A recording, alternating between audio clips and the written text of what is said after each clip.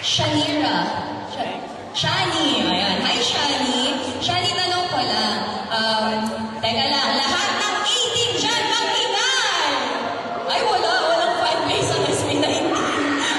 Pero, mga 18. Ang ganda nung sa 18. Tanong ko lang, ano yung pinakita ng story kanina?